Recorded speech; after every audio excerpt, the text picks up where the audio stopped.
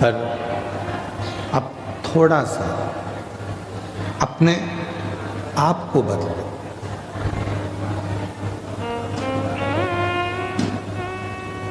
हम जब अपने आप को बदल लेते हैं तो अपने आप सब कुछ बदला बदला सा लगने लगता है और जिंदगी में कुछ ना कुछ अच्छा होना प्रारंभ हो जाता है। हम स्वयं को नहीं सुधार पा रहे।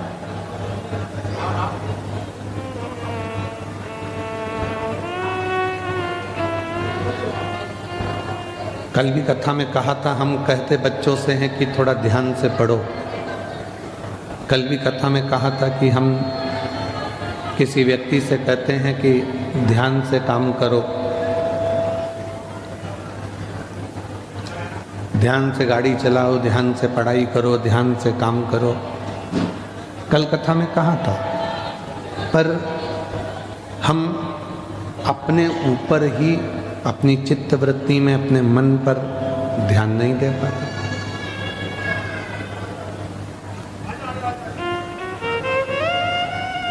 शिवलिंग के सामने, मंदिर में या घर में,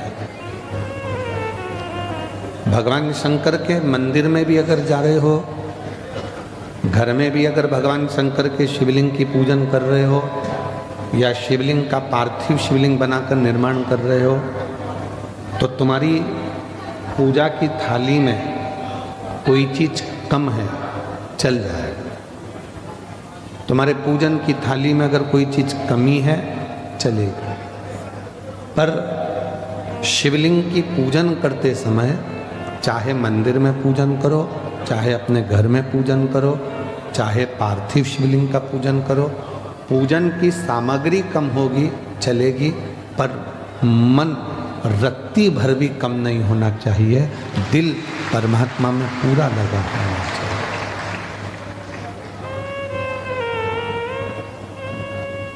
24 घंटे नींद भजन करना मत करो। 12 घंटे भी आपको भगवान का भजन नहीं करना, मत करो। हम नहीं बोलेंगे कि तुम 12 घंटे करो कि 10 घंटे करो कि 20 घंटे करो, आपको मत करो। आप 5 घंटे भी अगर भगवान का भजन नहीं कर पाए तो मत करो, कोई बात नहीं। आप 3 घंटे भी भगवान का भजन नहीं कर पाए तो कोई बात नहीं। पर शिव महापुराण की कथा कहती है कि 24 घंटे जाने दो, 12 घंटे जाने दो, 3 घंटे जाने दो, पर 1 मिनट भी अगर आप शंकर भगवान के सामने बैठे हो और उसकी स्मरण कर रहे हो, तो उस स्मरण में तुम्हारा ध्यान फिर बटना नहीं चाहिए। तुम्हारा ध्यान परमात्मा की ओर पूरा केंद्रित होना चाहिए, पूरा केंद्रित।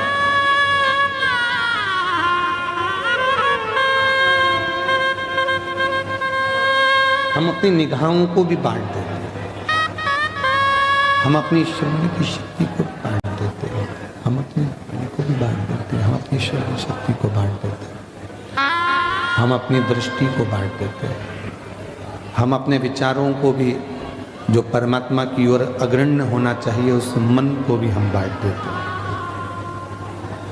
आज कथा का विराम दिवस है।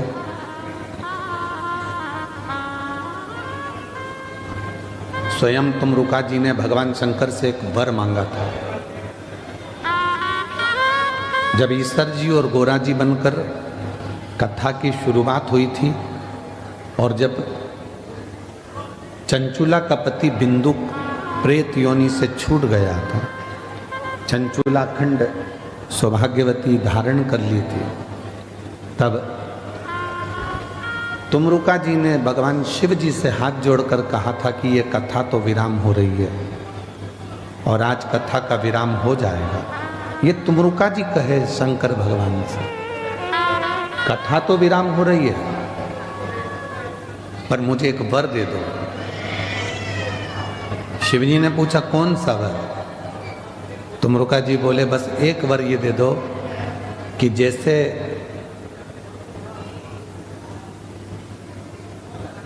कोई जाता जाता घर के बच्चों को कुछ देकर जाता है, उसी तरह जिस दिन ये शिव पुराण का विराम हो उस दिन आप भी जितने शिव भक्त इस कथा को सुन रहे हों उन सब की झोलियां भर कर चले जाए। ये वर दे दीजिए। इसीलिए शिव महापुराण की जो छठे दिन की रात्रि होती है या 5 दिन की कथा होती है तो चौथे दिन की रात्रि होती है, उसको शिवरात्रि कहते हैं। और जिस दिन कथा का विराम होता है उस दिन लाखों की संख्या में शिव भक्त केवल बाबा के चरणों में बैठकर कथा इसलिए सुनते हैं कि मेरा बाप, मेरा पिता, मेरा बाबुल, मेरा बाबा आज जाएगा तो कुछ ना कुछ अपनी बेटी को, अपने बेटे को गोदी में देकर जाएगा। देकर जिस कामना से आप कथा सुन रहे हैं, जिस भाव को रखकर आप कथा सुन रहे हैं, जिस विश्वास को रखकर आप कथा सुन रहे हैं, वो विश्वास आपके जीवन में सुख प्रदान करता है, सुख देता है।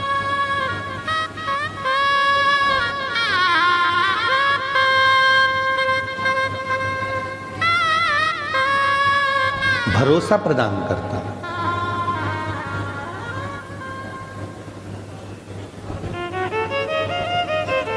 कल हमको, आज भी हमको लेकर आए मित्तल साहब, गाड़ी ड्राइव करी आपने और कल लेकर आ रहे थे तो मित्तल साहब कह रहे थे कि गुरुजी जितने शिव भक्त आए हैं इनके अंदर विश्वास बहुत है।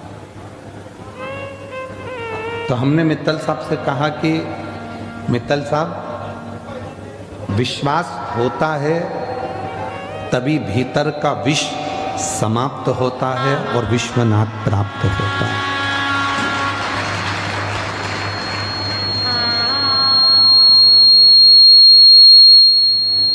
अगर विश्वास नहीं होगा तो भीतर का विष समाप्त नहीं होगा, विष समाप्त नहीं होगा तो विश्वनाथ नहीं मिलेगा, तो विश्वनाथ नहीं मिल सकता।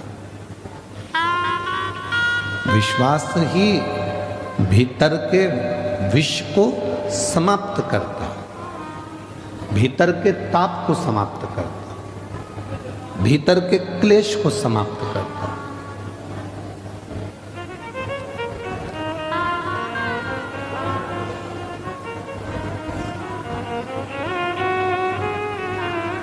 एक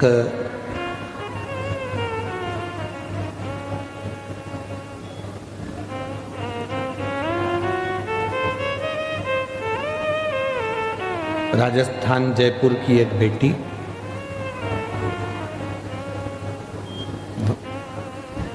वनीता करके उसका नाम है।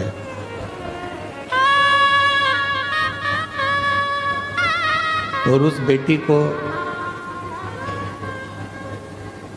जब वो एक कथा वहाँ हुई थी, माहेश्वरी की कथा कराए थे, एक कथा वहाँ कराई थी भी माहेश्वरी जी ने राजस्थान में। तो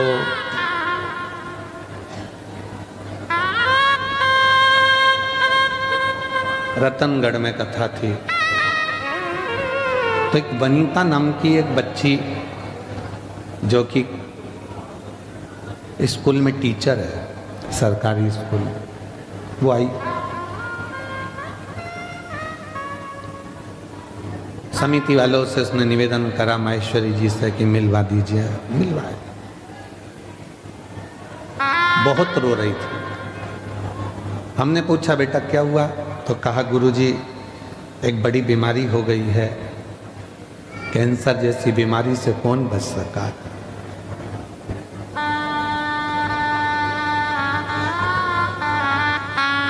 हमने कहा कौन से स्टेज की है, तो कहा 4th स्टेज। बच्चे, तो कहा अभी 1.5 साल का लड़का है। हमने कहा ठीक है।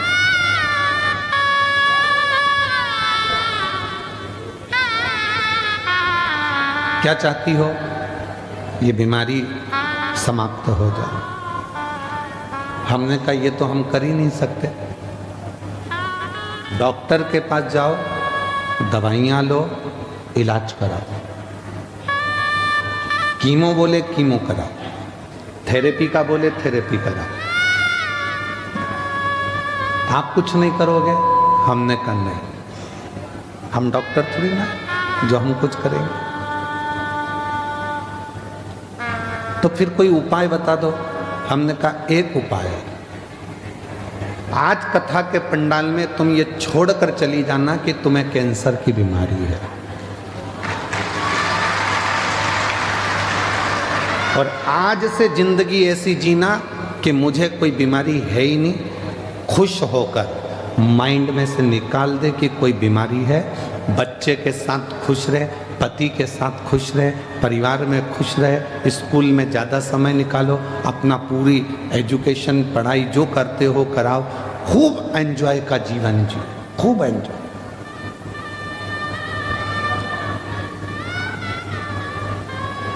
और वही बच्ची फिर हमारे एक जजमान के यहाँ कथा थी, तो वहाँ पर हम जब गए, वो कहाँ कथा थी, जयपुर में, तो अग्रवाल जी के यहाँ हमारा ठहरना हुआ था। फिर वहाँ वो मिलने, हमने पूछा क्या हुआ, 4th स्टेज का कैंसर था। कहा गुरुजी सारी रिपोर्ट नील आ गई, मैं ठीक हूँ।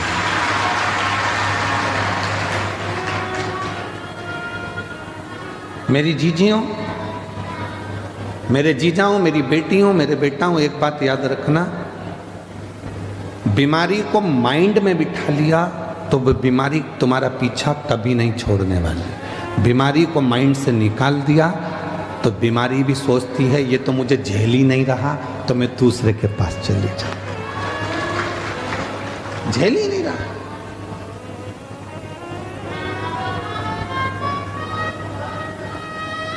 हो सकता है हमारी बात का लोगों को बुरा लग जाए, पर बोलो तो हम कह देते हैं, बोलो तो हम बोल दें। हो सकता है हमारी बात का लोगों को बुरा लग जाए, पर उसका उत्तर पूरा बड़ौदा और गुजरात देना। अगर कोई प्रश्न करे तो दे दोगे। बीमारी और गर्लफ्रेंड एक जैसी होती है।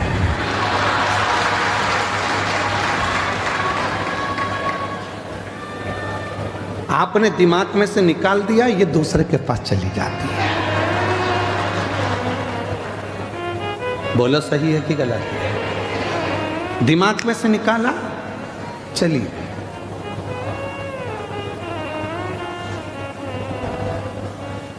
जब तक झेलते रहोगे तब तक उसके मोबाइल का बैलेंस भी तुम्हें डलवाना है, घुमाने भी तुम्हें ले जाना है, अपनी बाइक पे बिठाकर चाउमीन भी तुम्हें खिलाना है, और लोचा भी तुम्हें कराना है। लोचा भी तुम्हें।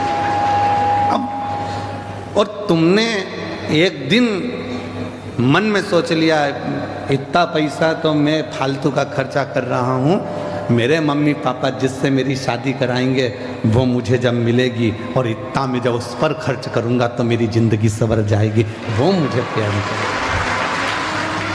खत्म खत्म। उसने सोचा मैं क्या करूं, तो मैं दूसरी जगह। बीमारी भी ऐसी है। तुमने सोच लिया मेरे घुटने को डॉक्टर ने बोला है बदलाना पड़ेगा, बदलाना पड़ेगा, बदलाना पड़ेगा, मेरे घुटने का ऑपरेशन होगा होगा होगा। तुमने माइंड में बिठा कर रख लिया। बड़ा बेटा आया, उससे भी दिन भर में जो मिलता है उससे तुम घुटने की बात करते हो। जितने मिलते हैं उससे तुम केवल मेरे कमर बहुत दुख है, कमर बहुत दुख है, हमारी कमर बहुत दुख है, हमारी कमर बहुत दुख है। बस जो मिले वो कमर ही कमर तुम्हारी बुद्धि में चलती रहती है। बहू के पास बैठोगी तो भी वही बात है, बेटी के पास बैठोगी तो भी वही बात, मोबाइल पे बहन से बात करोगी वो भी वही बात।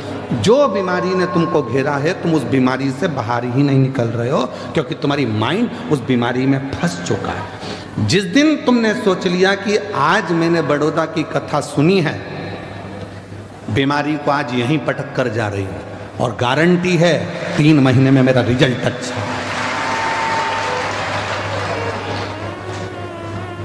उसका प्रमाण ये लाखों भक्त एक पत्र आज भी आया है, उसमें भी यही बात लिखी। देखो,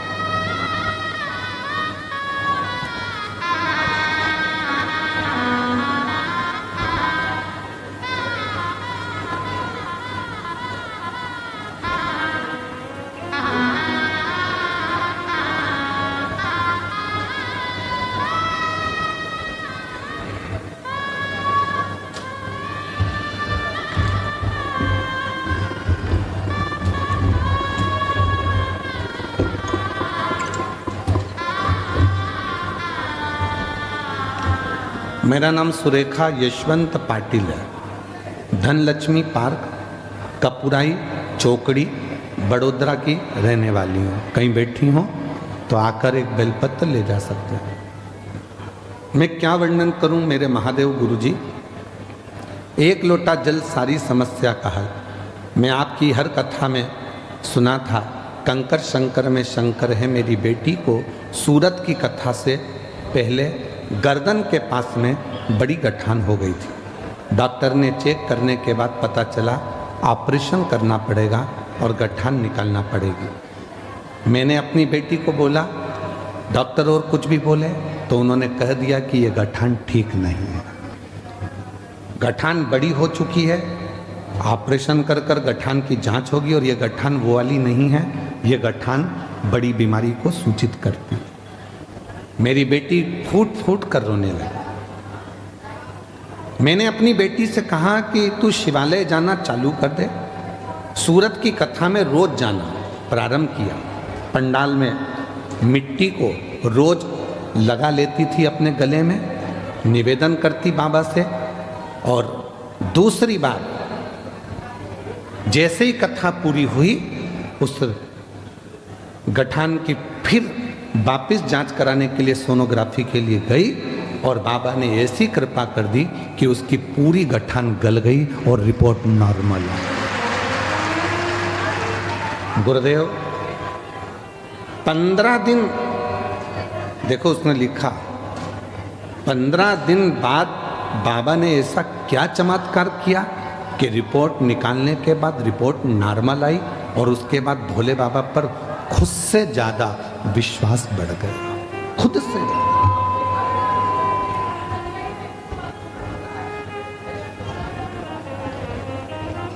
एक विश्वास। एक पत्र और है,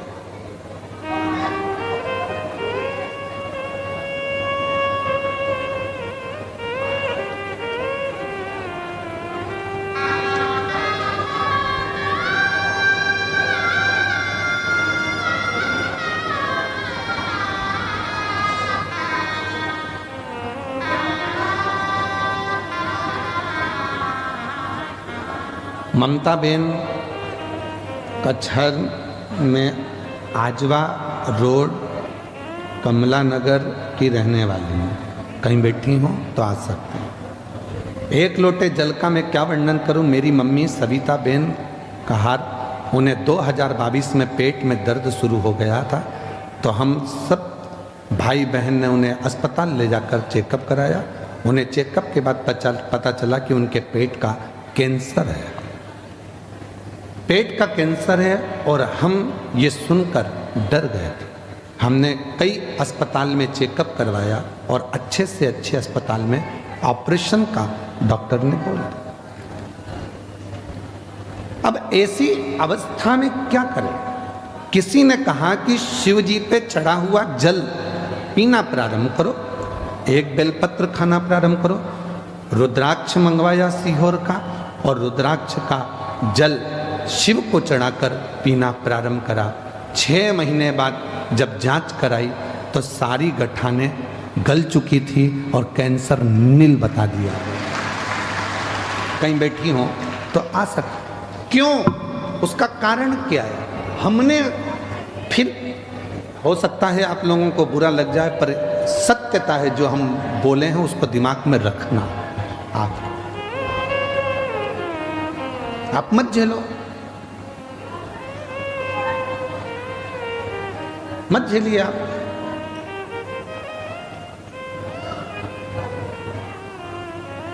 चलो जाने तो अब ये बात भी जाने तो, आप तो छोटी सी बात पे आप कोई व्यक्ति आपको बार बार आपके पास में आ रहा है और आपने उसको झेलना बंद कर दिया तो वो दूसरी जगह चले जाए।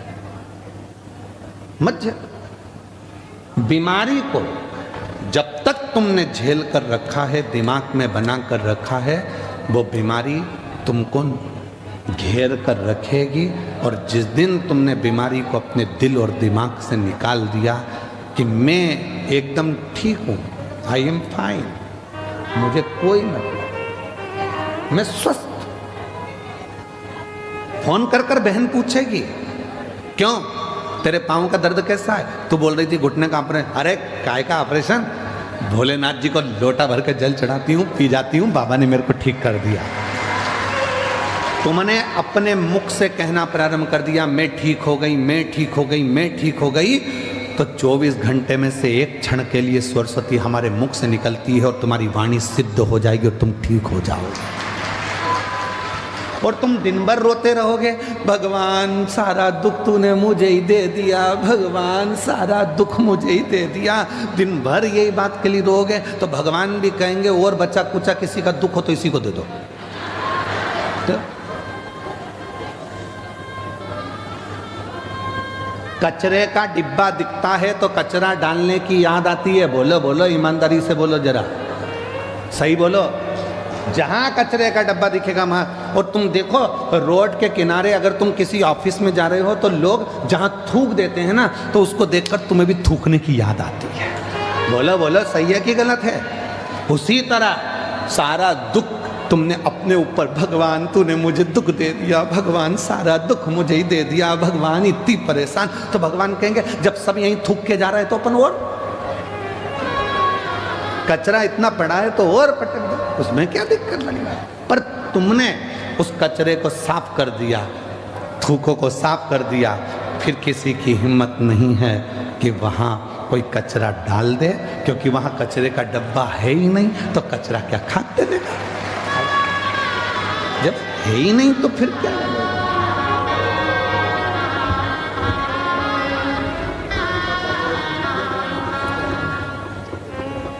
तेरी कृपा का क्या है भरोसा। इसी बेटी को गले में गठान हो गई थी और डॉक्टर ने ऑपरेशन का कह दिया था। गठान भी डॉक्टर बोले थे आड़ी टेढ़ी है, पर बेटी कह रही है कि मुझे विश्वास नहीं था क्या एक लोटे जल से, एक बेलपत्र से और सीहोर के रुद्राक्ष के पानी से क्या मैं ठीक हो सकती हूँ। पर आज बिना दवाई गोली कुछ भी नहीं लेती और पूरी ठीक हो गई। एक बार जोरदार ताली।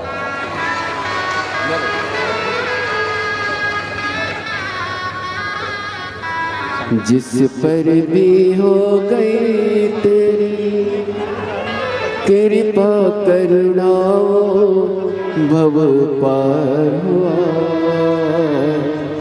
भव पार हुआ। ये बेटा कह रहा है कि मेरे पापा आप पर भरोसा नहीं करते थे, किसी मंदिर में नहीं जाते थे, गाड़ी के ड्राइवर हैं, ड्राइव करते हैं। क्योंकि बेटी को इतनी तकलीफ हो गई थी तो पिता का विश्वास भी खत्म हो गया। जब पहली बार सीहोर गए बेटी को लेकर तो वहाँ बोल कर आए थे, अगर तू सच्चा है तो मैं कंकर लेकर जा रहा हूँ, मेरी बेटी ठीक हो जाए, तुझे मानूंगा। बेटा बता रहा है अब अगर सवारी को भी लेकर जाते हैं तो कथा होती है 1 बजे से 3 बजे तक या 4 बजे तक, तो उस कथा को गाड़ी को साइड लगाकर यात्री को भी सुनाते हैं और खुद भी सुनते हैं, तब गाड़ी को आगे विश्वास छोड़ो।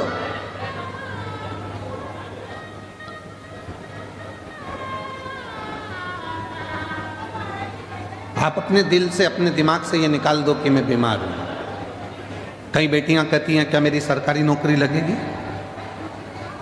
हम उनसे पूछते हैं तुम सरकारी नौकरी करोगे? हाँ। लगेगी? हाँ।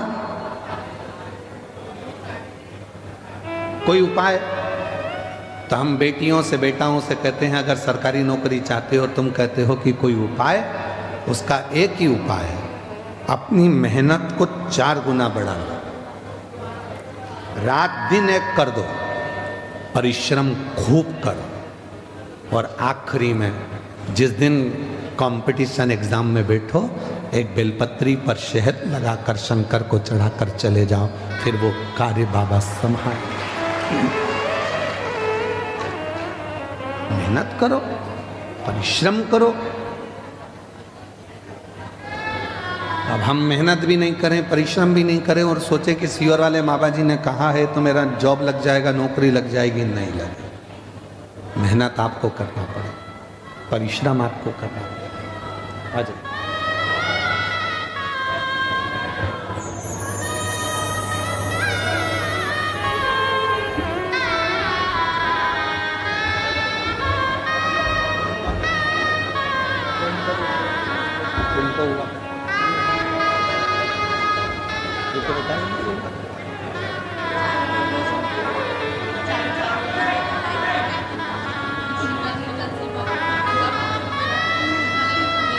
यही माँ है जिनको डॉक्टर ने कैंसर बता दिया था और चारों बेटियां माँ को लेकर सीहोर पहुंच गई। कंकर शंकर पूजन करके रुद्राक्ष लेकर आ गई। जांच भी कराती रही, दवाई भी कराती रही, जो जो डॉक्टर बोला सब कराया, और आखिरी में हिम्मत करी तो पूरी रिपोर्ट नील आ गई और सारी गठाने गल गई। रोते नहीं आप, आंसू पोछो, पहले आंसू पोछो, अच्छे खुश होकर जाओ। इतनी अच्छी आपकी बेटियां हैं, आपको संभाल ली, और क्या चाहिए? बस शिव के जो जैसी भावना लाया वो वैसा ही फल पाया, नहीं खाली उसे लौटाया वो मन ही मन हर्षाया, कर दिया माला माल काशी वाले ने, लुटा दिया भंडार काशी वाले ने, लुटा दिया भंडार काशी वाले ने, कर दिया माला माल काशी वाले ने। जिस विचार को तुम्हारी चित्त वृत्ति में तुम लेकर आओगे, तुम वैसे सोच लिया कि सरकारी नौकरी करना है, मिलेगी, मेहनत करना पड़ेगी, परिश्रम करना पड़ेगा।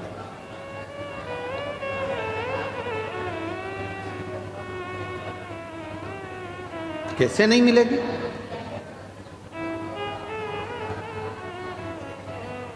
सूरत की कथा में एक बात कही थी कि दुनिया में कोई ऐसा सिंहासन नहीं है और कोई ऐसी कुर्सी नहीं है जिस पे तुम नहीं बैठ सकते। अगर अंदर विश्वास है, भरोसा है, मेहनत है, परिश्रम है, तो तुम बैठो। कई लोग कहते हैं गुरुजी हमको आशीर्वाद दो, अगली बार हम कथा करा, हम जजमान बनकर खुद कथा करा।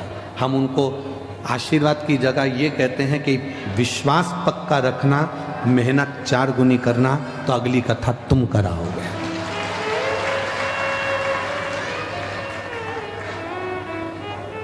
हम मेहनत ही ना करें, परिश्रम ही ना करें और सोचें कि सब कुछ मिल जाए, तो नहीं मिल सकता। सीहोर वाले महाराज जी के पास में ऐसी कोई ना तो भभूति है, सीहोर वाले महाराज के पास ना कोई ऐसा टोना है, ना कोई ऐसा टोटका है कि हम तुमको दे दें और तुम्हें गड़ा हुआ सोने के हंडे मिल जाए।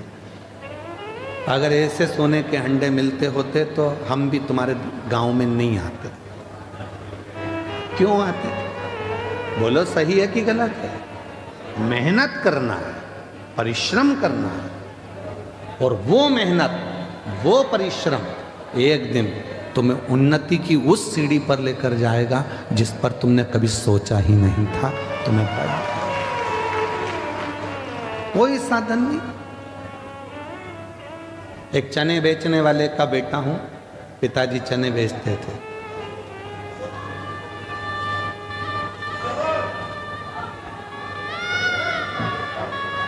जब हमारे पिताजी चने का ठेला लगाते थे, उनकी आंख में मोतियाबिंद हो गया था। ऑपरेशन के लिए ग्वालियर लेकर गए, पैसा नहीं था। चने के ठेले को हम धकाते, बेचते, जो इकट्ठा होता वो रखते और पिताजी का ऑपरेशन कराते। माँ के पाँव में जो चांदी की पाँव की पायल थी वो भी बेच दी गई। माँ के पास में अगर कोई थोड़ी बहुत रकम थी वो भी निकाल कर बेच दी गई और पिताजी का आँख का ऑपरेशन करा। उस समय की बात है, हिम्मत नहीं आ रही। दोस्तों की किताब लेकर पढ़ाई करी, उनके कपड़े पहनकर स्कूल और कॉलेज चले गए।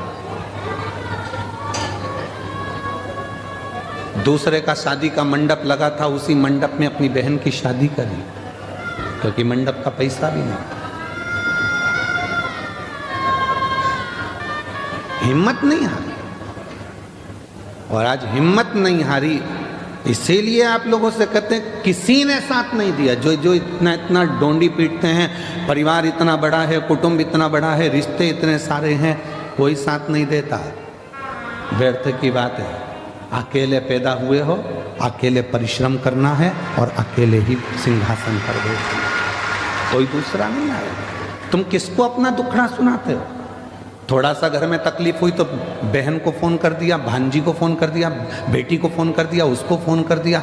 नहीं नहीं, तुम्हारा दुखड़ा कोई नहीं मिटा सकता।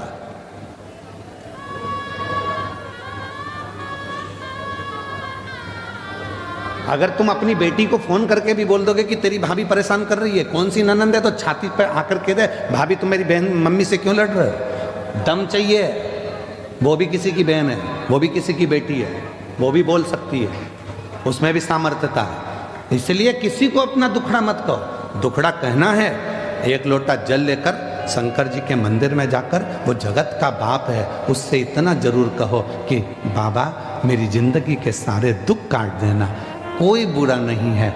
हो सकता है मेरी किस्मत में पूर्व में कोई कर्म भोगने का रह गया था, वो आज भोग रही हूँ, पर बाबा तू तो कर्म के लेख को भी मिटा सकता है, तो मेरे लेख को भी मिटा देना और मुझे अच्छा कर दे।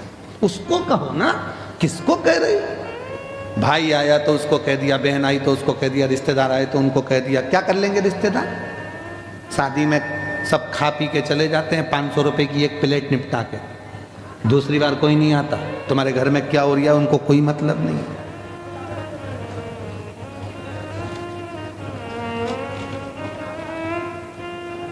अदालत में जब तलाक का केस चलता है, कोई रिश्तेदार अगर खड़ा नहीं होता, बाप खड़ा है, माँ खड़ी है, बेटा खड़ा है, बेटी खड़ी है, बस वही खड़े हैं, बाकी का कोई नहीं आता।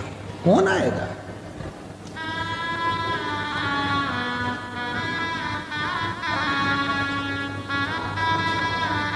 तुम्हारे यहाँ बड़ौदा में बारात निकलती है क्या? दूल्हा घोड़े पे बैठ के, घोड़ी पे बैठ के निकलता है? जम के तो बोलो।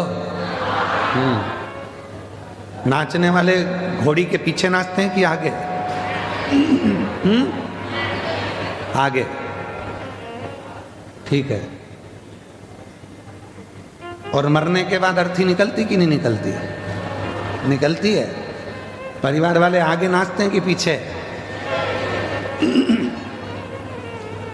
जितने परिवार वाले रिश्तेदार होंगे, शादी में, खुशी में सब आगे होंगे, और दुख आया तो सब पीछे होंगे। अकेले आगे चलना है, अकेले आगे चलना। खुशी है तुम्हारे यहाँ, धन है तुम्हारे पास में, बहुत खुशियां हैं, सारे रिश्तेदार आगे आगे नाचेंगे। मैं रसगुल्ला ला दूं, मैं जलेबी ला दूं, मैं ये ला दूं, मैं वो ला दूं, मैं ये कर दूं, कपड़े पहना दूं, चेन पहना दूं, अंगूठी पहना दूं। सारे रिश्तेदार आगे आगे आगे आगे आगे आगे। खुशी है तो, और दुख आया सब पीछे। बात करते करते जा रहे, कितना अच्छा था, निपट गया।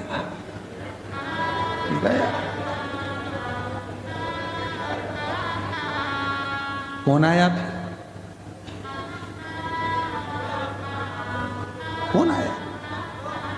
फिर तो कह देंगे देखो हम मरे का भोजन नहीं करते इसलिए हम 12वें में नहीं आते। और वही मरा हुआ व्यक्ति का धन खा गए, संपदा खा गए। तेरे पास में मेरा लड़का देकर गया था, इतना पैसा नहीं रिहा तो तू लौटा दे। वो देने का नाम नहीं, हम 12वें का भोजन नहीं खाते, बाकी का सब खा जाते हैं, बस वो ही नहीं खाते।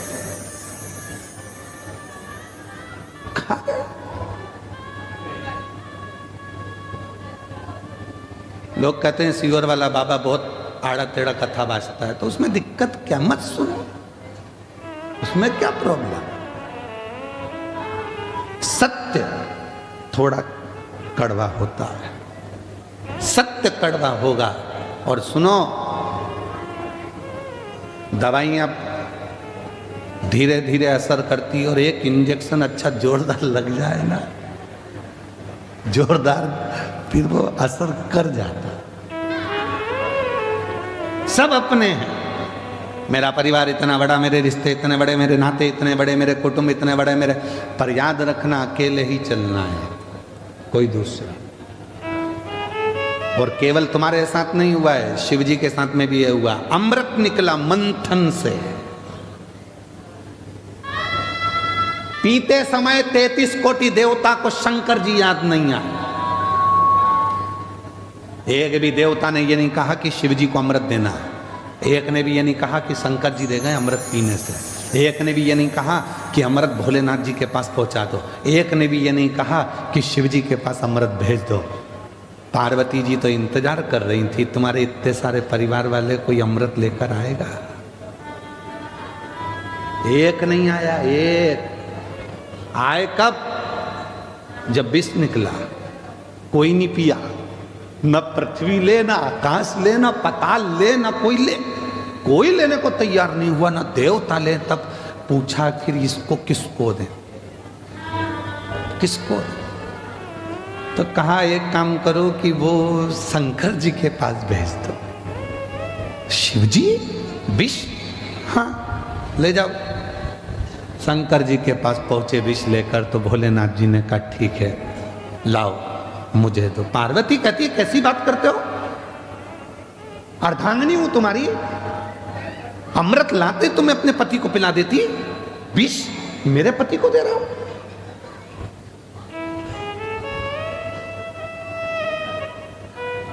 पार्वती जी सामने खड़ी हो गई, मेरा पति विष नहीं पिएगा। और सुनो स्वामी, विष मत पीना। शंकर भगवान ने अपनी पत्नी को अपने पास में बिठाया, समझाया, पार्वती तू मेरी अर्धांगिनी है। एक चतुर पति, जब परिवार के लोग धोखा करते हैं, पत्नी अंदर से कछोटती है, इतना सबके लिए करा, उसके बाद भी तुम्हारी जिंदगी में दुख ही लिखा। तब भी चतुर पति अपनी पत्नी के कंधे पर हाथ रखकर समझाता है, तुझे तेरे पति पर विश्वास नहीं है क्या? ऐसे बंगले गाड़ी अगर ले भी जाएंगे तो अपने पति पर भरोसा रखना। 4 फैक्ट्रियां और खोल दूंगा, उतना बल है अगर तेरा साथ मेरे साथ है। अगर तेरा साथ मेरे साथ है तो 4 फैक्ट्रियां, 4 दुकान और खोल दूं। बच्चों का क्या होगा तो उसकी चिंता मत कर। मैं जब आया था बड़ौदा में तो मेरे पास भी कुछ नहीं था, उसी ने तो मुझे दिया है। अगर ये खा भी लेंगे तो मेरे ललाट पर लिखा हुआ कोई नहीं लेकर जाएगा, वापिस जोड़कर आगे बढ़ जाऊंगा, जाने दो। शिव जी ने धर्म पत्नी के कंधे पर हाथ रखा, मां जगत जननी पार्वती के कंधे पर हाथ रखकर शिव जी कहते हैं, पार्वती तू कह रही है कि विष नहीं पीना? पार्वती मालूम है तुझको, तू जगत जननी है, जगत जननी है, और मैं देवों में देव महादेव हूं। अगर कल की ठंडी रोटी बहुएं नहीं खाती, मां रसोई घर में देखकर आती है कि रोटी कितनी बची है, और आते से जब बहू गरम गरम खाना अपनी माँ के लिए लेके आती है, सास के लिए, तो माँ रोटी निकाल कर दे देती है, बेटा मुझे ठंडी अच्छी लगती है। क्या माँ को ठंडी रोटी अच्छी लगती है? नहीं, सब गरम खा रहे हैं तो सास को भी गरम रोटी अच्छी लगती है, पर उसको मालूम है टिफिन में रखी है, बाद में फेंका जाएगी, कहीं बाहर जाएगी, कोई को देना पड़ेगी, उससे अच्छा है ठंडी रोटी मैं खा लूं। वो खा जाती है। तो तू तो मां है पार्वती, तू जगत जननी है पार्वती, और तू कह रही है कि मैं विष ना पीऊं। शिव जी ने जब अपनी धर्म पत्नी को समझाया, मौन हो गई मेरी मां जगत जननी, मौन हो गई। आंख से आंसू बह रहे थे मां के। शिव जी बोलते हैं, एक बात बोलूं पार्वती? बोलो। तेरे बिना तो मैं विष भी नहीं पी सकता, तेरे बिना तो मैं विष भी नहीं पी सकता।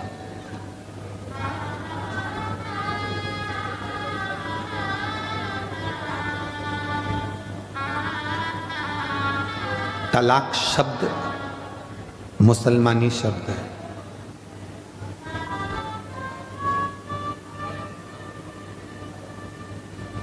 मुसलमान जितने भी पति पत्नी के विच्छेद कराने वाले जो शब्द हैं, ये सब दूसरों के हैं।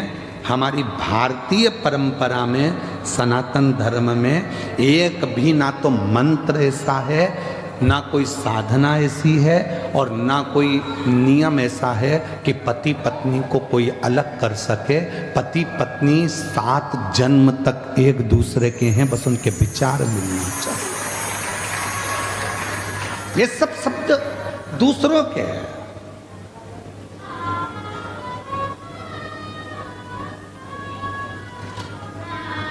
ये सारे शब्द दूसरों के।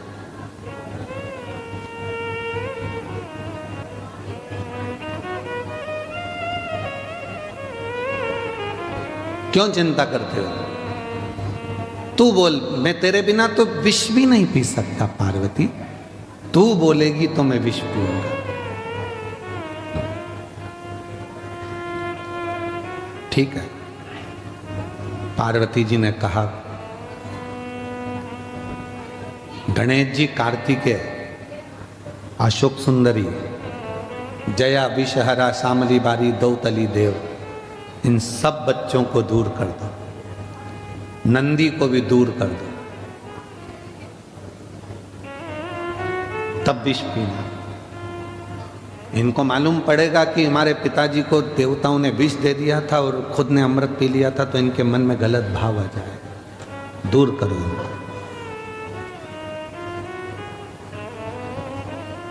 इनको दूर कर दिया था, सबको भेज दिया। गणेश जी चले गए, अष्टविनायक बनकर बैठ गए। कार्तिकेय गए, श्री सेलम पर जाकर बैठ गए। अशोक सुंदरी काशी में जा गई। जया, विषहरा, शामली बारी, दौतली देव हरिद्वार पहुंच गए। सब चले, नंदी बचा था। शिव जी ने कहा, नंदी विष पीऊंगा, तुझे अच्छा नहीं लगे, तू जा।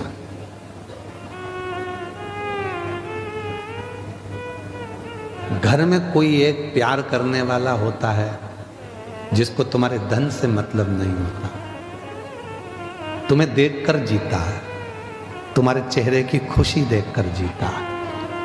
शिव जी के चेहरे की खुशी देखकर जीने वाला एक ही था, वो था देवती देव महादेव का नंदी। इसलिए आज भी मंदिर के बाहर उनका चेहरा देखता रहता है बैठकर। वो जीना से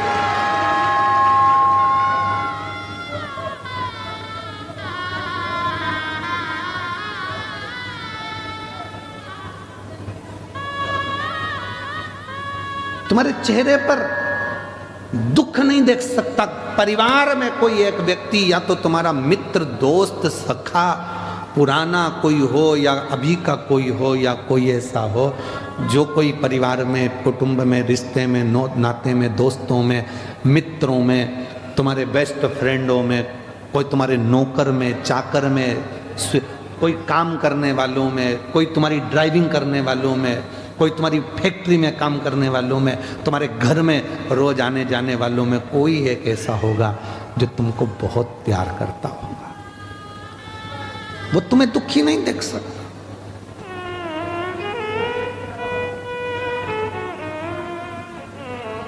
नंदी जाओ।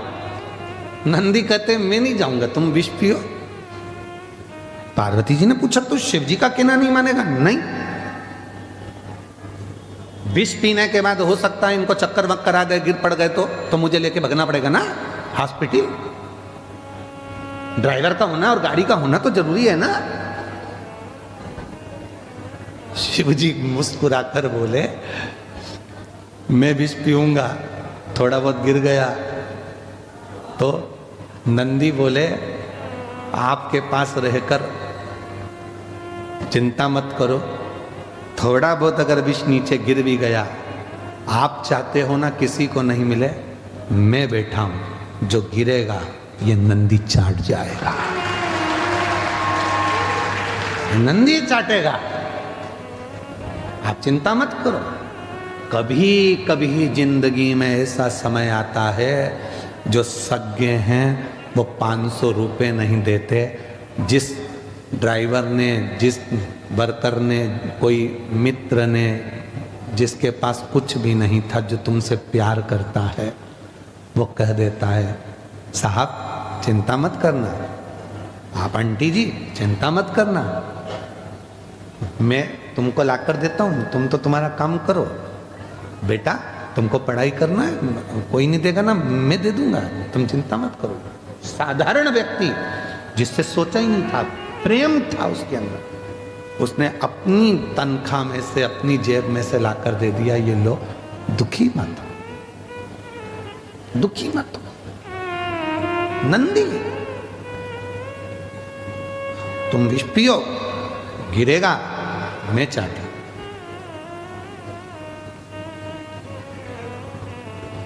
पार्वती जी के चेहरे पर मुस्कुराहट आ गई। कोई स्नेह करने वाला हो तो नंदी तेरे जैसा हो, किसी को नहीं देखता, केवल शिव को देखता, केवल शिव।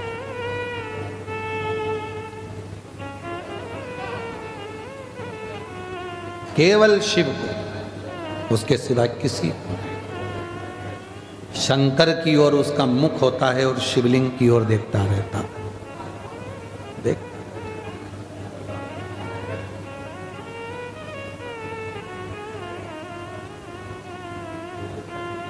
देखता। कभी जिंदगी में कोई अच्छा मित्र, कोई जीवन में अच्छा सखा एक ऐसा होता है जो तुम्हारे पीछे खड़ा होता है, पीछे।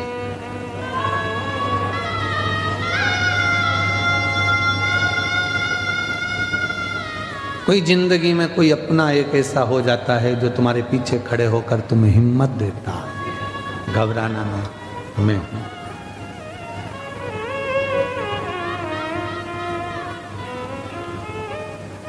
लोग धर्म पत्नी को केवल धर्म पत्नी मानते हैं और उसको सोचते हैं कि करवा चौथ आएगा तो साड़ी मांगेगी, जेवर मांगेगी, रकम मांगेगी।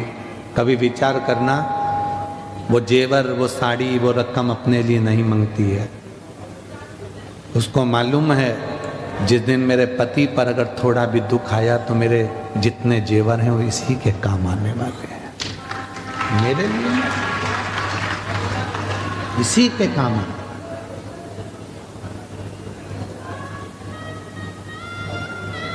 स्नेह कोई चाहने वाला अगर मिले, फिर निवेदन करूंगा, प्यार में धन नहीं होता, प्यार में पैसा नहीं होता, और प्यार चेहरा देखकर नहीं होता।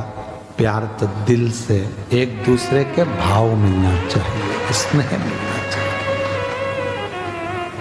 वो प्रेम, वो वात्सल्यता।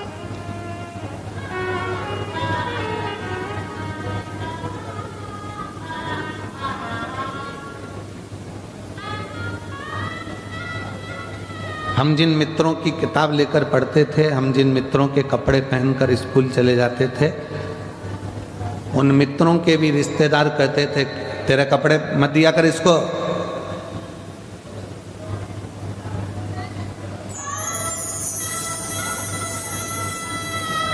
अपने कपड़े क्यों देना किसी को? उसके घर में खाने का नहीं है, तू उसके कपड़े पहनेगा तो तेरे घर में भी कुछ नहीं बचेगा।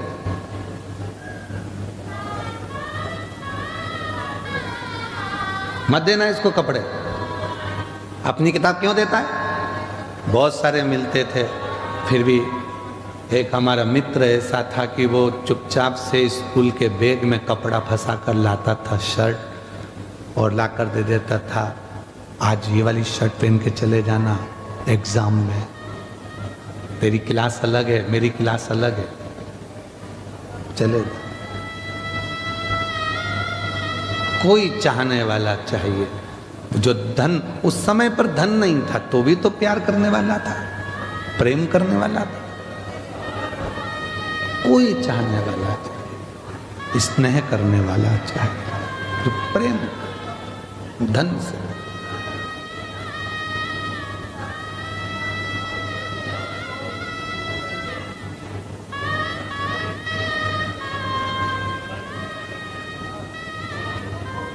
महाराज जब स्नेह पार्वती जी ने देखा शिव जी को कि शंकर भगवान विष पीने की तैयारी में है, पार्वती जी ने विचार कर लिया मेरे पति विष पिएंगे, मैं क्या करूं? आद्य शक्ति जगत जननी जगदम्बा दुर्गा भवानी जैसे ही शिव विष पी रहे थे, पार्वती जी उनके कंठ में जाकर बैठ गई। मां पार्वती कंठ के अंदर विष को नीचे उतरने ही नहीं दिया। उतरता तो मरते ना, उतरा ही नहीं।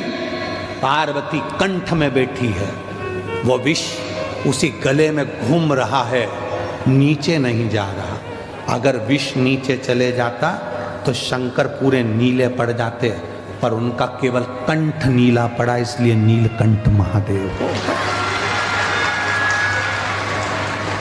नीचे ही नहीं गिरने दिया, विष को जाने ही नहीं दिया, कंठ पर रोक दिया।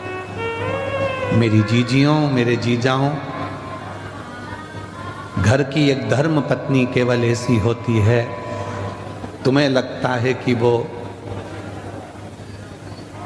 घर में रहती है तो बहुत ऐश और आराम की जिंदगी जीती है। तुम दुकान पर सर्विस में नौकरी पर रहते हो तो तुम्हें लगता है कि मैं ही थकता हूं, केवल मैं ही थक रहा हूं, और वो ऐश की जिंदगी जी रही है। एक धर्म पत्नी अगर सच्ची है ना, तुम्हारे लिए भोजन भी बनाती है, बच्चों का टिफिन भी बनाती है, पढ़ाती भी है, बुजुर्ग माँ बाप की सेवा भी करती है, और शाम को तुम्हारी दुकान से आने का, ऑफिस से आने का इंतजार भी करती है, भोजन भी बनाकर फिर रात्रि को तुमको देती है। उसका समर्पण, लोगों के ताने भी सुनती है, विष भी पीती है।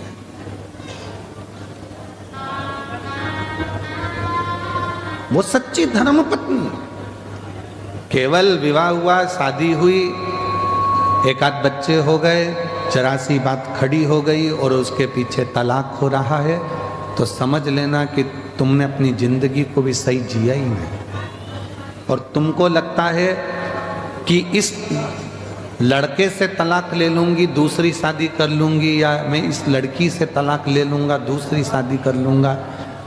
हो सकता है कि आने वाला समय कैसा हो, उसको निभाओ, समझो क्यों विवाद हो रहा, किस चीज के लिए, थोड़ा निभाओ,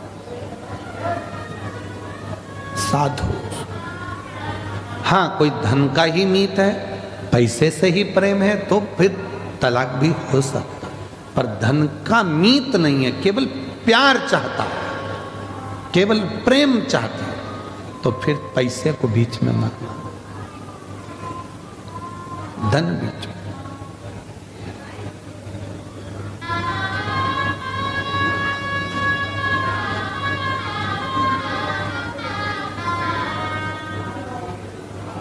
शिव से जब प्रीत बढ़ती है, प्यार बढ़ता है देवादिदेव महादेव से, तो मां जगत जननी कंठ में बैठ जाती, विष ही नीचे नहीं गिरा।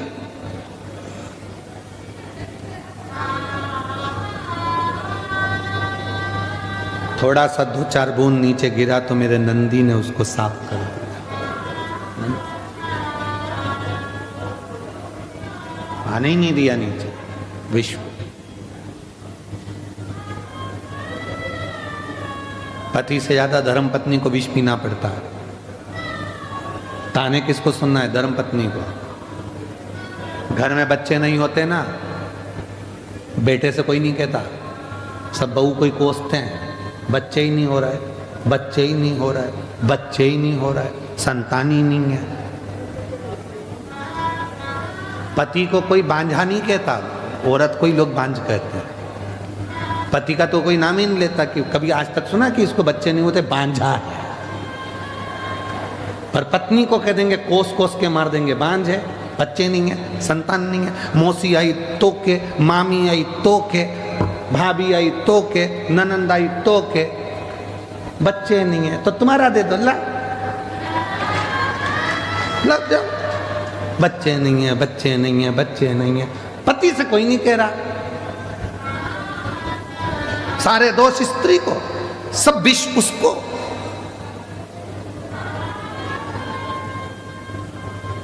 खाने में नमक नहीं डाला, इसको तो आता ही नहीं है। अरे भाई नहीं डाला कोई बात नहीं, भूल गई होगी इतने काम में। नमक की कटोरी तेरे पास में रखी है ना, डाल ले, चम्मच से हिला ले, और जितना ठूसना है ठूस ले। काय को माता बच्ची करती, नमक नहीं डाला, उसके प्राण खा रही, इसको तो बनाना ही नहीं आता, इसके बाप के घर से कुछ सीख के ही नहीं आई। आई सीख के मुंह चलाना, चलाए चलाए, अगर वो चलाएगी ना तो फिर तुम्हारा मुंह बंद हो जाएगा। इसलिए जो सीख के आई, बहुत अच्छी बेटा, कम नमक डालना चाहिए, उसको मालूम है सास ज्यादा नमक खाएगी ऊंची नीची हो जाएगी। शक्कर कम डाली कोई बात नहीं, शुगर ऊंची नीची हो जाए। अच्छा हम आपसे पूछें, बड़ौदा वालों बताना जरा, उत्तर देना, सब समझदार बैठे हो, उत्तर दे सकते हो। पहले के समय में, दादा परदादा के समय में शुगर की बीमारी थी क्या? जम के बोलो, नहीं थी। नाथद्वारा में, श्रीनाथ जी की हवेली में, सांवरिया सेठ में, सालासर जी में, बाबा जी के यहाँ जितने मंदिर थे, तिरुपति में, चाहे जितने मंदिर होते थे, द्वारका नाथ में सबसे ज्यादा मीठा ही चढ़ता था, और चोगना मीठा। मावा 250 ग्राम तो शक्कर 2 किलो, इतना मीठा बनता था और इतना मीठा लोग खाते थे। बोलो सही है कि गलत है? शुगर की बीमारी होती थी? नहीं होती थी। क्यों नहीं होती थी? जितना मीठा वो खाते थे उतना मीठा वो बोलते थे। आज के समय में शुगर की बीमारी क्यों हो रही है? क्योंकि लोग शुगर खा तो रहे हैं पर जीवन से निकाल नहीं रहे हैं। शुगर का लेवल बराबर करिए, मीठा खाओ, मीठा बोलो। अगर मीठा बोलते रहोगे तो शुगर बाहर निकलती रहेगी। जिसकी शुगर नहीं निकलती वो नस में घुसते घुसते घुसते घुसते शुगर की बीमारी हो जाती है। इसलिए मीठा खाओ पर मीठा बोलो तो शुगर लेवल में चलती रहेगी, शुगर का लेवल बराबर चलता रहेगा। अब वो घुस रही है नस के अंदर, अब वो बाहर नहीं निकल रही तो वो खून में भरा गई। शुगर को तो बाहर निकालो ना, थोड़ी थोड़ी शुगर बाहर निकलेगी तो वो खून में नहीं जाएगी, वो खून में जा रही है। क्योंकि और शुगर की बीमारी कैसे होती है? अंदर से कुड़ते दो कुड़ते दो कुड़ते दो, शुगर बीपी सब हो जाएगा। बाहर निकालो, स्माइल प्लीज, थोड़ा मुस्कुरा लो, शुगर बीपी सब लेवल में आ जाएगा। कोई बीमारी नहीं, एकदम आई एम फाइन, मस्त। आग लगे बस्ती में, अपन रे मस्ती में। करके देखना, मीठा खा भी लो ना तो थोड़ा मुस्कुराओ, हंसो, ठाका लगाओ, बच्चों के बीच में बैठो, खूब एंजॉय करो, थोड़ा बहुत साउंड तेज चलाकर नाच भी लो। तेरे डमरू, साउंड चेक कर, तेज करा, थोड़ा एंजॉय कर लो। रसोई घर में अगर भोजन बना रहे हो तो फुल एंजॉय के साथ खूब एंजॉय। श्री शिवाय नमस्कार। बच्चे आकर चिल्ला रहे हैं, परिवार आकर चिल्ला रहा है, तो भोजन बनाने वाला आधा डिप्रेशन में पड़ा हुआ है, भोजन बनाएगा तो भोजन भी फिर वो उसको भी गुस्सा आता है, और गुस्सा आता है तो फिर वो आटे पर गुस्सा निकलती है, आटे पर गुस्सा, और वो आटे पर गुस्सा निकला तो आटे की रोटी बनी और रोटी बन के सबको खिलाई गई। अब सब शाम को 4 बजे तक जैसे ही ऑफिस से आए सब आग बबूला, कहा हमारे घर में इतना गुस्सा कैसे आ गया, क्योंकि तुमने वो घर की बहू को इतना डिप्रेशन दे दिया, घर की माँ को इतना डिप्रेशन दे दिया कि वो पूरा आटे में, या फिर चाय बनाती है तो उसकी अदरक में ले वो अदरक को कूट कूट के पूरा गुस्सा निकाल देती है, और वही गुस्से की चाय तुम पी जाते हो, तो पीते से आग बबूला, मेरा नाम चिंचिंचू, तो वही गुस्सा भरा गया। भर लो।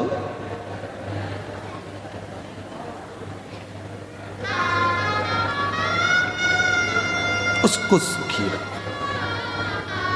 तुमने अगर मेरी जीजी को सुखी रखना चालू कर दिया तो जी जाओ, तुम्हारी तो बल्ले बल्ले हो जाएगी पक्का। तुम उसको सुखी रखो, खुश रखो, ठीक है जो है, तू अच्छी रहेगी। पार्वती मैया कंठ में बैठ गई, विष नीचे नहीं आने दिया, विष नीचे नहीं करने दिया, गिरे कैसे।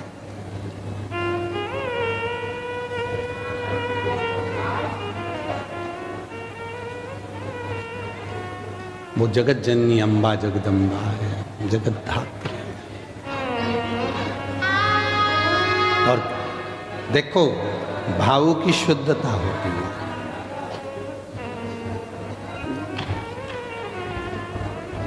अगर दिल में अगर परमात्मा बसा है तो तुम फिर कहीं पर भी बैठकर उसको भज सकते हो कहीं।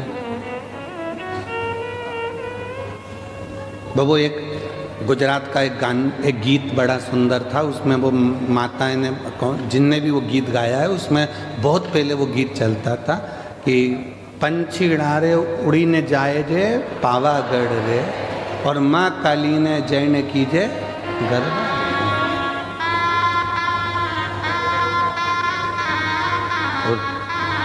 मतलब पंछीड़ा कौन? ये मन उस जगत जननी के चरणों तक।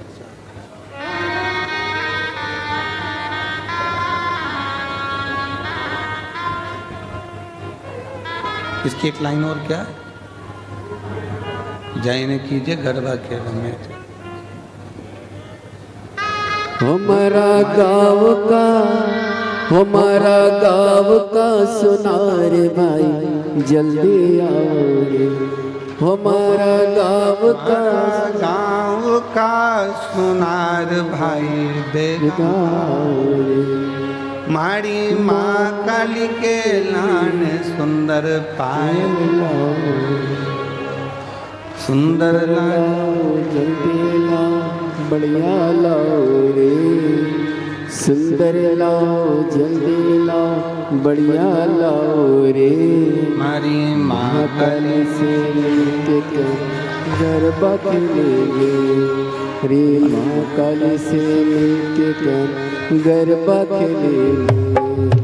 पंछीड़ा ओ पंछीड़ा, पंछीड़ा ओ पंछीड़ा, पंछीड़ा ओ पंछीड़ा, दोनों हाथ पंछीड़ा हो पंछीड़ा, पंछीड़ा तोड़ के जाना पावागढ़ रे, पंछीड़ा तोड़ के जाना पावागढ़ रे, महाकाल से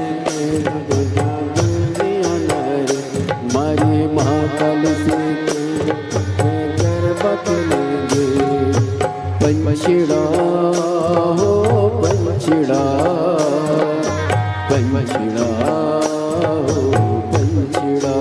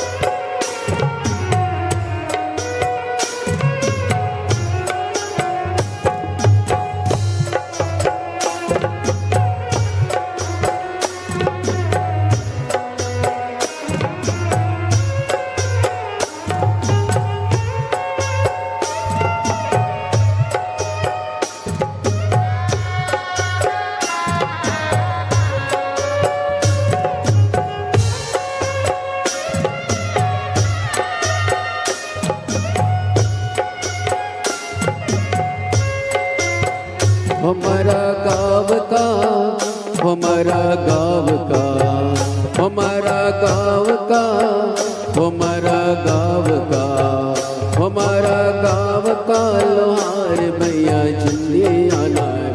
हमारा गाँव का लोहार भैया मेघा आना है। हमारा गाँव का लोहार भैया जल्दी आना है। हमारे माँ काली के लिए बढ़िया त्रिशूल लाना है। हमारे माँ काली के लिए बढ़िया त्रिशूल लाना रे। ओ बढ़िया लाना, सुंदर लाना, जल्दी लाना रे। बढ़िया लाना, सुंदर लाना, जल्दी लाना रे। महाकाली से मिलके कहना गरबा खेलेंगे। हमारी महाकाली से मिलके कहना गरबा खेलेंगे।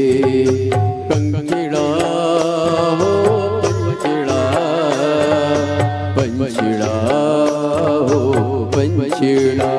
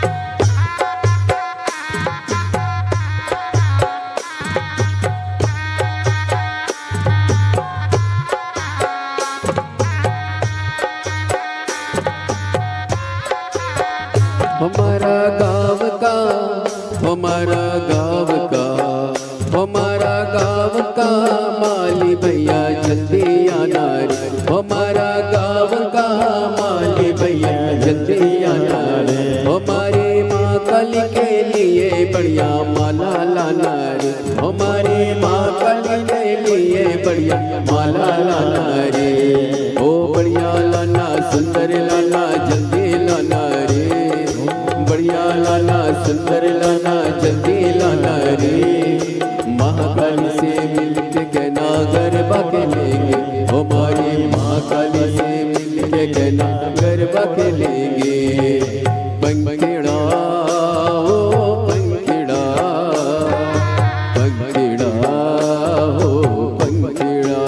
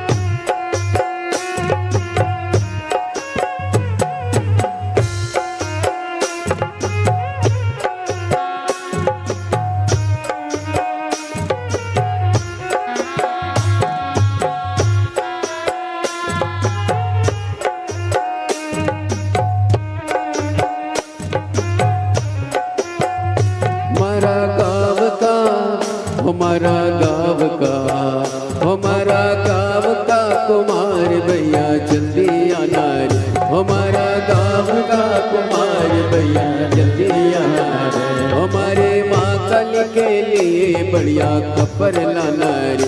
हमारी माँ काली के लिए बढ़िया कपड़ लाना रे।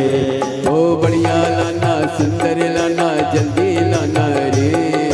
बढ़िया लाना सुंदर लाना जल्दी लाना रे। महाकाली से मिल के कहना गरबा खेलेंगे। हमारी महाकाली से मिल के कहना गरबा खेलेंगे। पंचड़ा हो पंचड़ा, पंचड़ा हो पंचड़ा, पंचड़ा हो पंचड़ा, पंचड़ा हो पंचड़ा, पंचड़ा हो पंचड़ा, पंचड़ा हो पंचड़ा।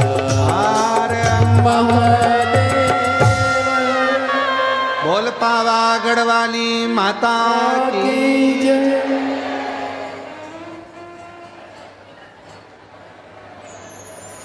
विराजो, बैठ जाए सभी। बड़े भाव से कथा चल रही है 7 दिवसीय शिव पुराण बड़ौदा गुजरात में। आज विराम का दिन है। दिल से प्रार्थना करो बाबा से, जहाँ जगह मिले वहाँ बैठकर बाबा को अपने मन का भाव कहिए। ये कथा आज 22 जनवरी को विराम होगी। 27 जनवरी से 31 जनवरी तक 5 दिवसीय शिव महापुराण की कथा। सतुआ बाबा शिविर खाक चौक महावीर मार्ग पाटन पुल नंबर 1 माघ मेले में 1 बजे से 4 बजे तक 5 दिन चलेगी। पूरे महीने भर तो आप और हम प्रयागराज की भूमि पर कल्पवास नहीं कर सके, पर 5 दिन रहकर इस पवित्र कथा का लाभ लेंगे और कल्पवास का फल पाएंगे। उसके बाद में कथा 11, 12, 13 तारीख को डबरा मध्य प्रदेश में 3 दिवसीय शिव पुराण की कथा रहेगी। डबरा, दतिया, झांसी, बीना, ग्वालियर के पास के सभी शिव भक्तों से निवेदन है, आप लोगों को मौका नहीं मिल पाता है। 3 दिवसीय शिव पुराण आपको मिल रही है डबरा में, तो 1 बजे से 4 बजे तक वहाँ भी कथा का लाभ लेकर अपने जीवन को धन्य बनाए। फिर रुद्राक्ष महोत्सव, जो मेरी जीजियों का मायका है कुबरेश्वर धाम, ऐसे पवित्र भूमि पर पूरे साल लोगों को इंतजार रहता है उस रुद्राक्ष महोत्सव का दर्शन करने का, जहां 14 फरवरी से 20 फरवरी तक रुद्राक्ष महोत्सव रहेगा।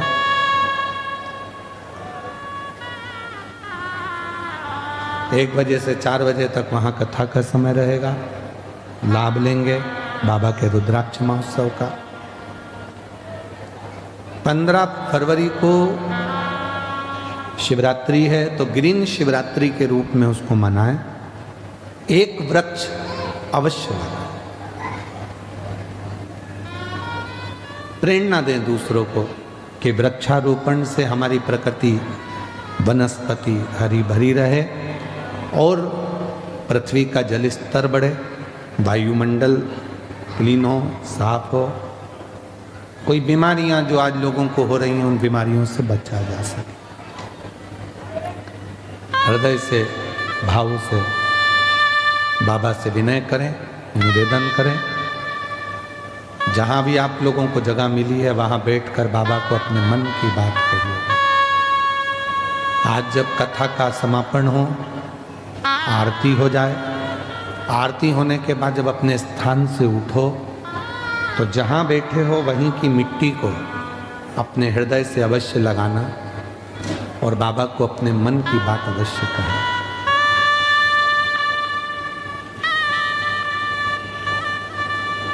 साथ में बाबा से प्रार्थना करिएगा, साथ में बोलिएगा, दिल से बाबा को नमन करिएगा, विनय करिएगा।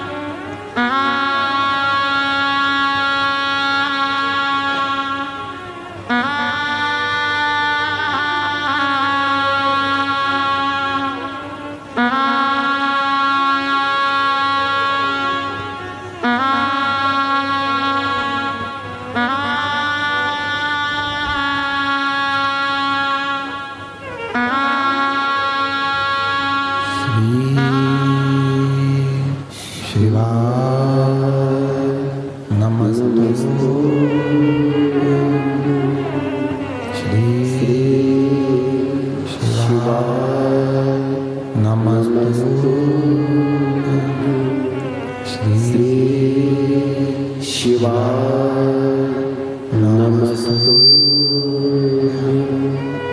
श्री शिवाय नमस्तु श्री शिवाय नमस्तु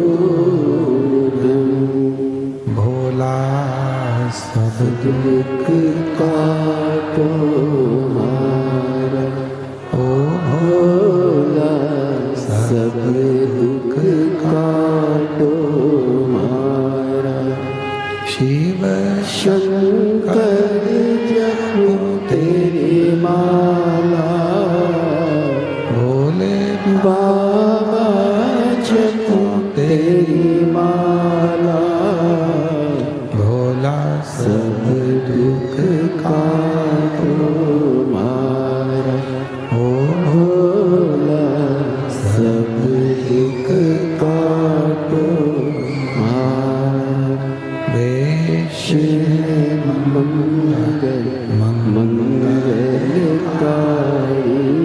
वेश मंगल मंगलकारी शमशान वासी हमारा शमशान वासी हमारा ओ भोला सब दुख काटो हमारा ओ भोला सब दुख काटो हमारा।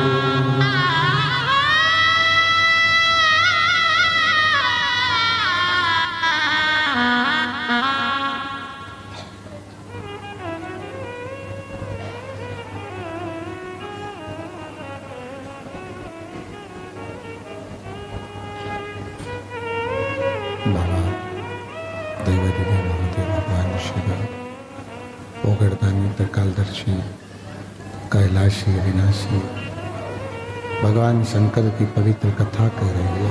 शिव महापुराण की कथा वर्णन कर रही है। शिव तत्व कह रहा है।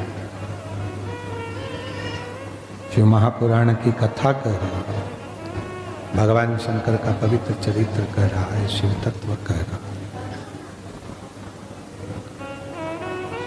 माँ जगत जननी जगदम्बा अम्बा पार्वती जी शिव जी के कंठ में जाकर विराजमान हो जाती हैं। भगवान शंकर के कंठ में जाकर बैठ जाती हैं। विष को ऊपर की ऊपर रोक लेती हैं, नीचे जाने देती है। विष को ऊपर की ऊपर रोक लेती हैं। विष को वो विष नीचे ही नहीं जा रहा। जगत के हित के लिए, जगत कल्याण के लिए भगवान देवादिदेव महादेव ने विष पिया। दुनिया में कोई चीज भारी नहीं है।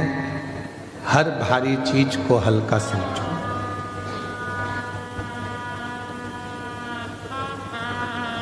छत्रपति वीर शिवाजी का प्रसंग एक आता है।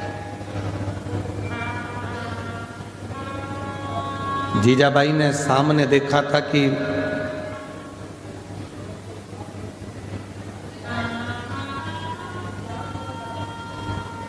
अपना ध्वज किले पर द्रोहियों ने, दुश्मनों ने लगा रखा था और जीजाबाई ने छत्रपति वीर शिवाजी से कहा था कि ये ध्वज अच्छा नहीं लगा, इस ध्वज को निकालो।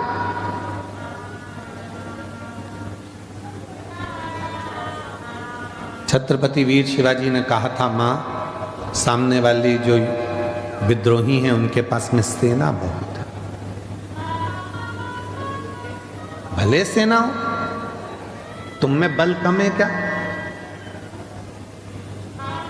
अपने आप को कभी दुनिया से कमजोर मत समझो।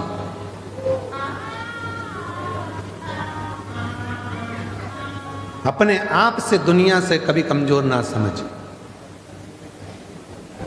स्वयं को इतना प्रबल समझो कि दुनिया के सारे दुख से, दुनिया की सारी तकलीफों से मैं लड़ सकता हूं।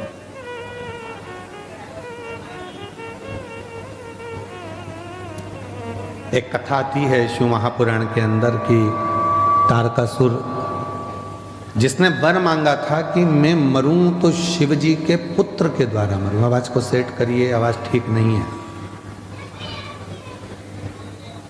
शिव जी के पुत्र के द्वारा मैं मरूं, भगवान शंकर के बेटे के द्वारा मैं मरूं।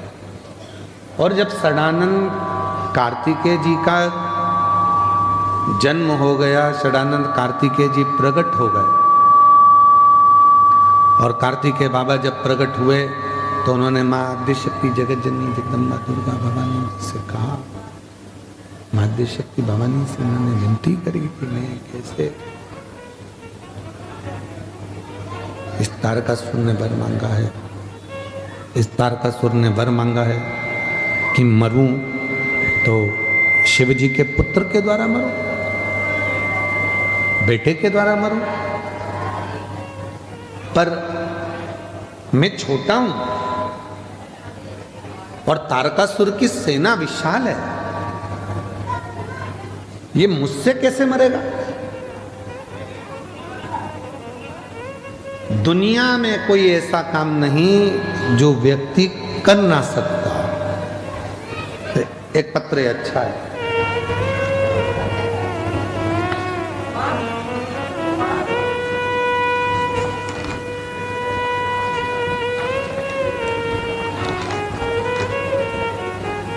मेरा नाम वैष्णवी अभिहितकर है। मैं नवसारी गुजरात से हूँ, कहीं बैठी हो तो आ सकते हैं। मेरे ऊपर महादेव की कृपा, बाबा मेरा सरकारी नौकरी पाने का एक सपना था और वह सपना बाबा की कृपा से साकार हुआ। बाबा, मैंने वर्ष 2022 में गुजरात राज्य के पुलिस की परीक्षा दिया, उसमें मेरा कुछ नंबर से रह गया, फिर सिलेक्शन ही नहीं हुआ। दूसरा एग्जाम दिया, उसमें भी रह गई, फिर तीसरा दिया, उसमें भी रह गए। ऐसे मेरी सरकारी नौकरी लग ही नहीं रही थी। गला पकड़ रहा है, आवाज़ सेट नहीं है, थोड़ी आवाज़ तो क्लियर करो। तब मैंने फिर एसएससी जीडी की परीक्षा दी, पर उसका भी कोई रिजल्ट सामने नहीं आ रहा था। शिव जी पर भरोसा करा, 5 उपाय जो आप बताए थे वो मैंने दूसरी बार एसएससी जीडी की परीक्षा में किए। वो 5 उपाय उन्होंने लिख के भी भेजे कि हमने ये वाला उपाय किया। 5 उपाय करे और बाबा की कृपा ऐसी हुई, हिम्मत नहीं हारी। आप कहते हो मेहनत 4 गुनी करना, परिश्रम पूरा करना, और बाबा की कृपा से आज मेरी पैरामिलिट्री फोर्स में सिलेक्शन हो गया। मैं बाबा को यहाँ धन्यवाद देने के लिए आया। एक पत्र और है,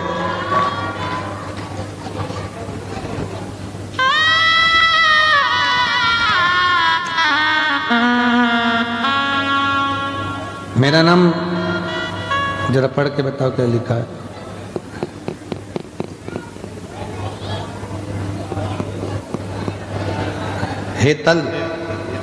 हेतक, मैं गांव बरसड़ा, तहसील सांवली, जिला बड़ोदरा की रहने वाली हूँ। कहीं बैठी हो तो आ सकते हो। बाबा, 13 साल तक मेरे यहाँ बच्चे नहीं हुए। डॉक्टरों की दवाई भी बहुत कराई, जो जो कहते थे मैंने वैसा किया। आखिरी में मैंने IVF भी करवाया, वो भी फेल हुआ। गुरुजी, बहुत थक गई थी, क्योंकि जो भी मिलता वो मुझसे ही कहता, संतान के लिए, जैसा अभी वर्णन किया था। और आखिरी में किसी ने कहा, सियोर वाला गुरुजी कथा कहता है, अगर आसन लगाकर दिल से सुनी जाए, प्रार्थना करी जाए, विनय करा जाए और बाबा के सफेद आंकड़े की जड़ का प्रयोग करा जाए तो होगा। शिव पर भरोसा पूर्ण किया और आज बाबा की कृपा से 30/12/2025 को मेरे घर में 13 साल के बाद बच्चे ने जन्म लिया। मैं बाबा को यहाँ प्रणाम करने के लिए आई हूँ, नमन करने के लिए। विश्वास को डूबने नहीं देता। जब विश्वास पूर्ण हो जाता है, भरोसा पूर्ण हो जाता है, विश्वास डूबने नहीं देता। शंभू भरोसा डूबने नहीं देता है। भरोसा भरोसा होगा। और जितना आप शिव महापुराण की कथा में बैठे हो, भगवान शंकर पर जितना भरोसा आप कर कर बैठे हो, वो भरोसा आपका टूटेगा नहीं।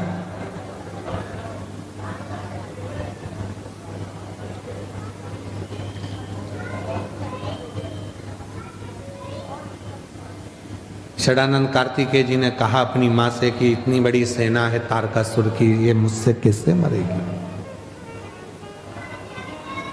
तो जगत जननी जगदम्बा अम्बा पार्वती जी ने कहा कि तुझको जिसने पैदा किया है, तुझको जिसने जन्म दिया है, वो शिव तेरे लिए कुछ अच्छा सोच कर ही रखा होगा, इसलिए टेंशन मत लो। कुछ अच्छा सोचो, कुछ अच्छा विचार कराओ, कुछ अच्छा सोच कर रखा होगा। वो शिव ने, बहु करदानी शंकर भगवान।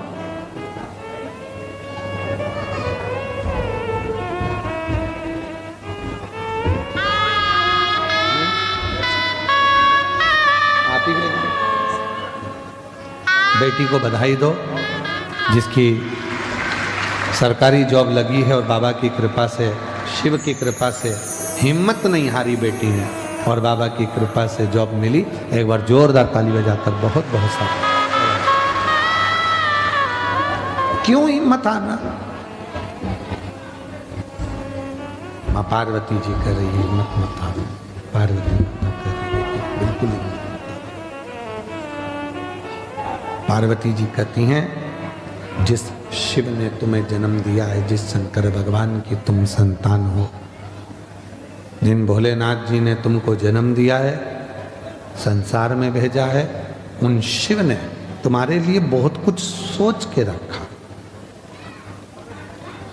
तो क्या मेरे युद्ध में शंकर भगवान भी आएंगे, पिताजी भी आएंगे? क्या मेरे युद्ध में शिव जी आएंगे? कई लोग कहते हैं भगवान ने अगर सृष्टि बनाई है तो फिर भगवान सामने क्यों नहीं आता?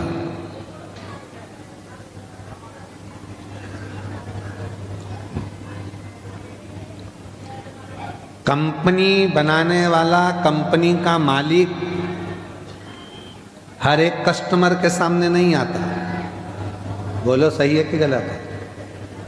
कंपनी बनाने वाला, कंपनी का मालिक हर एक कस्टमर के सामने नहीं आता। वो जो उच्च लेवल का होगा, उसकी बात को समझने वाला, जिनके माथे पर उसने कंपनी को सौंप रखा है, जो कंपनी को देख रहे हैं, जो कंपनी को देख रहे हैं, कंपनी को संभाल रहे हैं, जो कंपनी को संभाल रहे हैं, कंपनी को देख रहे हैं, उनके माथे पर वो छोड़ कर जाता और उनसे मिलता। कई लोग कहते हैं भगवान हमको दिखता ही नहीं है, तुम काम करते रहो। कंपनी का मालिक है, उसने इस सृष्टि को रचा है, इस सृष्टि का निर्माण किया है। वो दिखेगा भले नहीं, पर कंपनी चल रही है। सब कुछ दिया उसने संसार में, फिर भी अगर रोते हो तो तुम्हारी जिंदगी का रोना। कई लोग कहते हैं मैं बहुत गरीब हूं, मेरे पास में कुछ नहीं है। भगवान कहते हैं मैंने तुझे करोड़पति बनाकर भेजा है।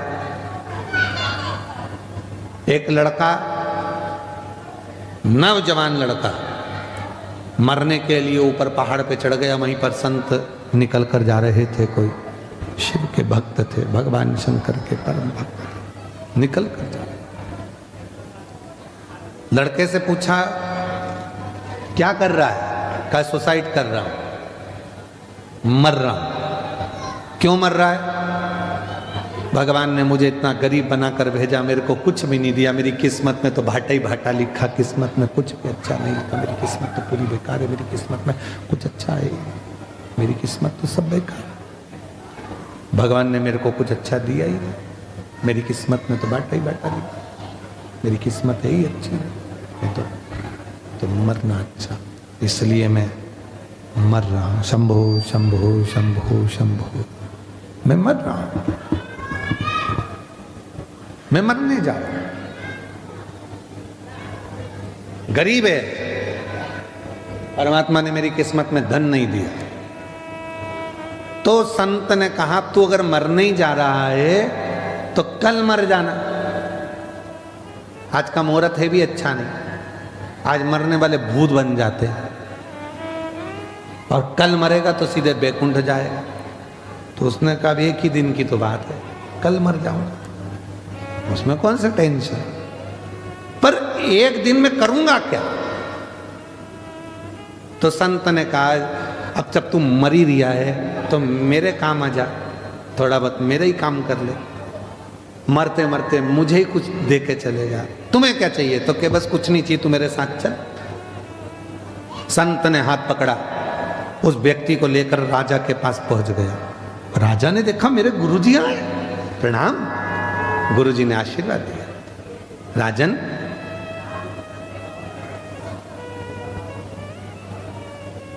ये मरने से पहले मेरे ऊपर कृपा करना चाहता है और तू मुझ पे दया कर दे, मुझे भंडारा करना है। भंडारा करना है? हाँ, पर मैं किसी से पैसे मांग कर नहीं करूंगा। मैं इस व्यक्ति को लेके आया हूं, इसकी दोनों आंख खरीद ले। राजा कितने पैसे देगा? बोलो। राजा ने कहा एक आंख का 1 लाख, 2 लाख रुपए दिए। ठीक है। इतने में बाजू में लड़का खड़ा था, मैं काय को बेचूं मेरी आंख? संत ने कहा कल मरी तो रियायत दे जा, तेरा का बाप का क्या चाहे, मरने से पहले तो देना। तो महाराज अब मेरा मन है कि इसके 2 कान भी खरीद लो। कितने दोगे? 50-50 हजार। इसकी दोनों किडनियां। राजा ने कहा किडनी ठीक है, 15-15 लाख। पांव 5-5 लाख, हाथ 8-8 लाख, 1 करोड़ 12 लाख का हिसाब बन गया।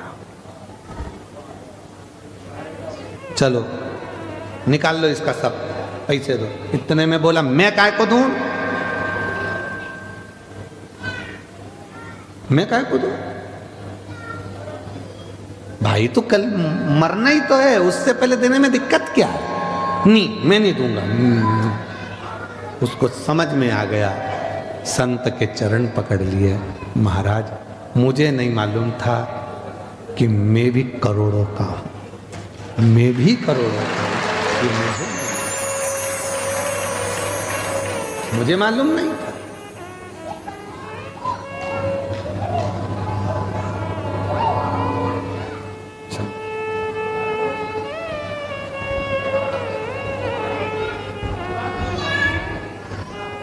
मुझे मालूम नहीं था कि मैं करोड़ों का हूं। आज मुझे मेरा ज्ञान हुआ, आज मुझे मालूम पड़ा कि मैं करोड़ों का हूं। हम अपने आप को कमजोर समझते हैं, हम अपने आप को खाली समझते हैं, हम अपनी कीमत नहीं समझ पाते। जिस दिन हमने अपनी कीमत को जान लिया, जिस दिन हम अपनी कीमत को समझकर, जिस दिन हमने हमारी कीमत को समझ लिया कि परमात्मा ने हमको जन्म दिया है, वो परमात्मा ने अगर हमें संसार सागर में भेजा है तो खाली नहीं भेजा है। उसने कुछ सोच समझ कर, कुछ विचार कर कर हमको इस संसार सागर में भेजा होगा। जाओ। पार्वती जी कहती हैं कि तारकासुर से युद्ध लड़ो।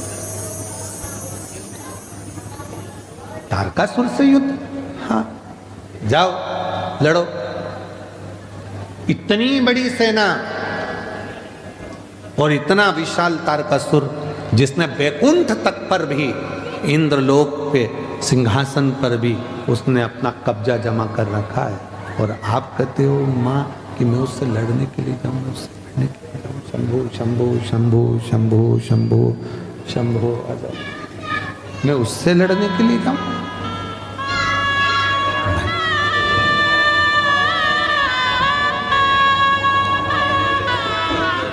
शंभु शरण पड़ी मांगो घड़ी दुख काटो, दया करे दर्शन आपो। चल दिए षडानंद कार्तिकेय। फिर माँ ने कहा तुम युद्ध करने के लिए जा तो रहे हो, पर याद रखना कि सामने जो तारकासुर खड़ा है, उस तारकासुर के हृदय में शिव बसा। जिसके दिल में, जिसके हृदय में शिव का निवास होता है, उसका दिल कभी ना दुखाए, उसको कभी कष्ट ना दीजिए। उसके मन में शिव बसा हुआ है, उसके हृदय में शंकर बसा हुआ है, उसके हृदय में शिव तत्व समाहित है, उसके हृदय में शंकर जी विराजमान है। हृदय में अगर शिव बैठे हैं तो उसको कष्ट ना दिया जाए। एक काम करना षडानंद कार्तिकेय, बाण तो छोड़ना, पर उसके हृदय में ना लगे, इसका ध्यान रखना। उसके हृदय में बाण नहीं लगना चाहिए, इस बात का ध्यान रखना।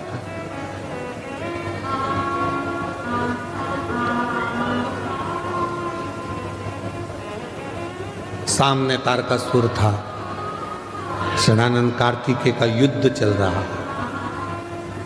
तीक्ष्ण तीक्ष्ण बाण छोड़ने का जब समय आया तो तारकासुर के चेहरे पर प्रसन्नता थी।